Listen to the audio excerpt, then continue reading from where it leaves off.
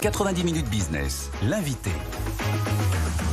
Il a atterri ce matin à 7h52, je ne parle pas de notre invité, mais du vol BA 169, 11h56 de vol parcouru par ce Boeing 787-9 de la British Airways entre Londres Heathrow et Shanghai Pudong, la première fois donc depuis 3 ans. Bonjour Jean-Baptiste Monnier. Bonjour Thomas. Vice-président de l'Asia Centre. Notre avion en question a d'ailleurs déjà redécollé en sens inverse, rentabilité oblige, mais les relations aériennes et commerciales donc entre la Chine et le Royaume-Uni et donc l'Europe in extenso redécollent-elles aussi?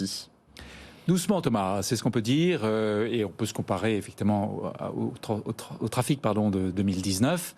On est au mois de mars à peu près 19% des vols internationaux, donc il y a pas mal de chemin à faire et c'est bien que les compagnies remettent des vols quotidiens comme l'a fait British Airways et Virgin. Oui. Un taux de reprise donc lent. Est-ce que ça veut dire que le marché va souffrir longtemps de cette mise à l'arrêt pendant 3 ans? Il y a eu une mise à l'arrêt, effectivement, le marché a souffert. Ça ne veut pas dire qu'on va retourner rapidement aux chiffres qu'on avait. Air France est à 3 vols par semaine, si je ne me trompe pas aujourd'hui. Ils étaient à 2 vols par jour sur Pékin, Pékin Beijing Capital. Et ils ont annoncé un vol par jour à partir de juillet, si je crois bien ce qu'ils disent. Donc ça va revenir, mais la grande question en fait sur l'économie, votre question si j'ose dire, c'est est-ce que les Chinois vont revenir en France, les touristes? Est-ce que le business va reprendre comme avant? Et là, il y a de grosses questions. Donc évidemment, les entreprises et les entreprises françaises à Pékin ont remplacé beaucoup d'expatriés par des locaux. Et il y a quelques appréhensions sur les investissements à faire là-bas, pour de bonnes raisons. Et d'un autre côté, les touristes français ne sont plus non plus très encouragés pour aller en Chine, parce qu'il y a un sentiment qui a changé vis-à-vis de la Chine, une méfiance, donc une attractivité qui a baissé. Les Chinois sont aussi peu engagés à revenir en France. Les riches, certainement, seront là. Le tourisme redémarre doucement.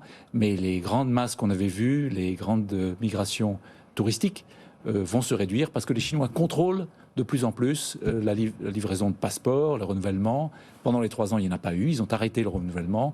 Donc, et ils ne sont pas très ouverts. Ils ne souhaitent pas que leur population revienne en Europe et redécouvre le monde, si j'ose dire. Ça veut dire que c'est la fin des touristes rois qui étaient les Chinois. Ils ont été remplacés par les Américains entre-temps.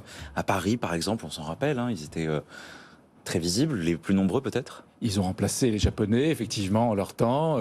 Je crois que les Américains sont revenus en France aujourd'hui, ça c'est clair, mais les Chinois ne sont pas là. Non. En 2019, le déficit touristique de la Chine était de 100 milliards de dollars. Et si on regarde les comptes extérieurs de la Chine, elle ne peut plus se permettre un tel déficit.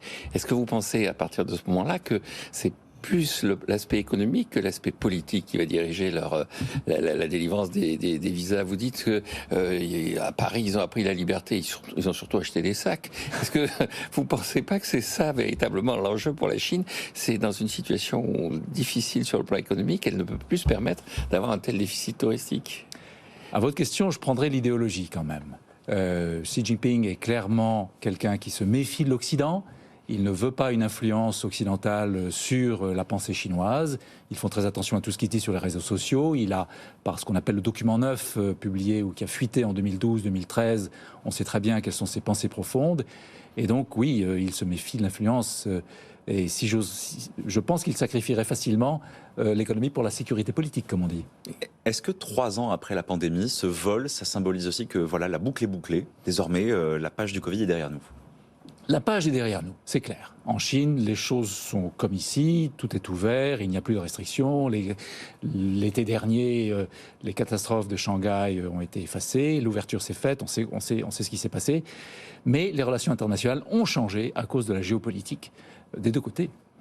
Oui, et les business est beaucoup moins engagés, que ce soit du côté européen ou du côté américain, oui. Jean-Baptiste Monnier, vice-président d'Asia Centre, merci beaucoup d'être venu dans 90 minutes business.